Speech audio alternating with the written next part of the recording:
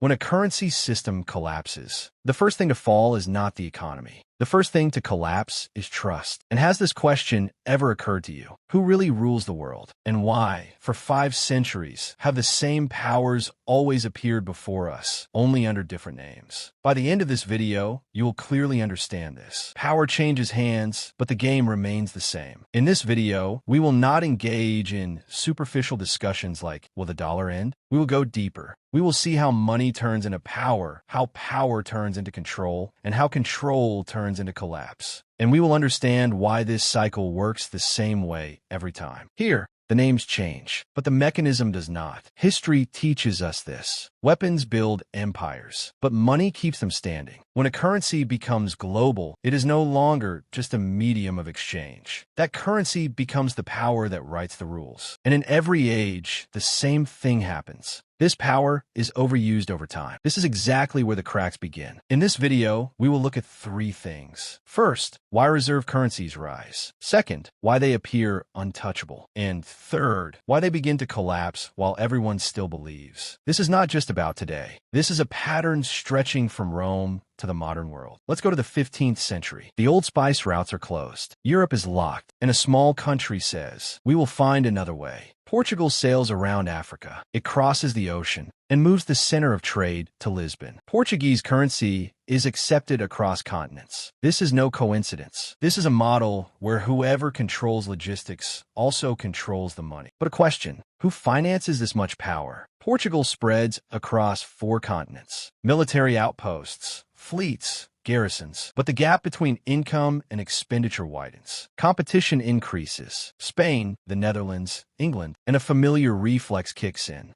More control, more spending. The empire grows. The treasury shrinks. The result? 80 years later, the scene changes. 1. Mount Potosi is discovered in Bolivia, the largest silver deposit in world history. Spain mints the money. Literally, the Spanish dollar becomes the first global currency. It is even legal tender in America. But there's a small detail here. Unlimited money does not bring unlimited prosperity. It usually brings unlimited inflation. Prices multiply, debts grow, and Spain goes bankrupt repeatedly. When the silver flow slows, the system collapses. Then the Netherlands takes the stage. Amsterdam, the world's first stock exchange. Marine insurance, publicly traded companies. The Dutch guilder becomes Europe's reserve currency. Because the Dutch do this, they optimize not war, but finance. But they also make the same mistake. Military competition, wars with England, and even financial intelligence is crushed under military overreach. The Industrial Revolution. Coal, steel, steam. Sterling becomes the world's currency for 2 centuries. The longest reserve currency period in modern history. But 2 world wars shatter this system. By 1945, Britain's debt reaches 70% of its GDP. They win the war, but they lose financial leadership. And the scene arrives at 1944. New Hampshire, the Mount Washington Hotel, 44 countries, more than 700 delegates. What is done here is not just an agreement. This is the transfer of global power. Sterling goes, the dollar comes, the IMF is established, the World Bank is established, and the dollar settles into the new center. In 1971, the gold link is severed, but the dollar does not collapse. Why? Because a new anchor is found. Oil. Oil is sold in dollars. Oil requires dollars. This is an artificial but powerful demand, and this demand